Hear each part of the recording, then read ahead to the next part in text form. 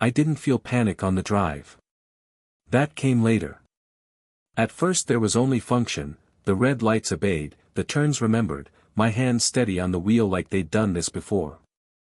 When you love someone long enough, urgency becomes muscle memory.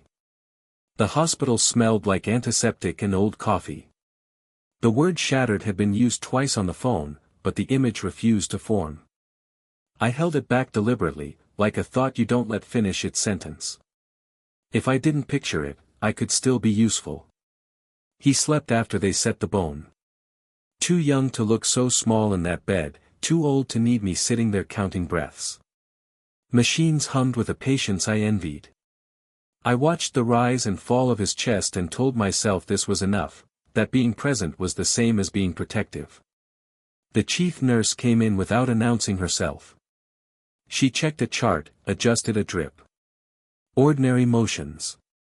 Then, as she passed my chair, she pressed a folded slip of paper into my palm. Her fingers lingered half a second too long. "Read it later," she said quietly.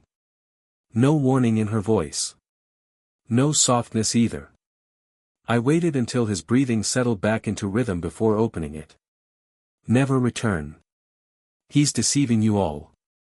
Scrutinize the security footage at 2 a.m. I refolded immediately, as if the words might leak. My first response wasn't fear. It was offense. The audacity of it, this intrusion into the one certainty I still had. Exhaustion makes people dramatic, I told myself. Hospitals breed paranoia. Still, I didn't throw the note away. Between midnight and 2, time stopped behaving.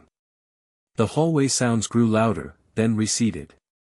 I remembered things that had never bothered me before, how quickly he'd learned to mask pain, how often injuries arrived with stories that never quite aligned. Nothing criminal. Nothing worth naming. Just static. At 1:58, I stood up. The security office was smaller than I expected. A young guard looked surprised to see me but didn't question my request. I had a parent badge. Authority comes in mundane shapes. The footage cued slowly. Grainy angles, different corridors. Nurses passing. Patients pacing. Then my son, earlier that evening, walking unassisted, posture relaxed. He paused near a supply room. Looked around. Lifted his arm. He shouldn't have been able to lift it like that. I leaned closer. Rewound. Watched again. The movement wasn't clumsy or tentative. It was practiced. Deliberate. He entered the room and exited minutes later, favoring nothing. The terror didn't spike. It settled. I understood then what the nurse had meant. Not that he was dangerous. That he was capable of sustained deception, and had chosen me as part of the audience. That whatever had shattered his bone had happened later, elsewhere, under different circumstances than the story I'd been told. A supervisor arrived while I was still watching. She didn't ask what I'd found. She'd already seen the flag in the system. The conversation was procedural, timelines, mandatory reports, next steps.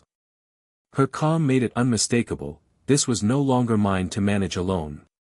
By the time I returned to the room, dawn was thinning the dark. He was still asleep, face slack with medication. I stood at the threshold and felt the instinct to wake him rise, and pass. Love doesn't vanish when trust fractures. It adapts. It becomes conditional, watchful, less indulgent. I stayed long enough to hear the shift change, then left before he woke, letting the mechanisms I'd resisted finally do their work. I didn't feel victorious. I felt steady. Somewhere between the parking lot and the car, I realized protection isn't always about standing between danger and the people you love.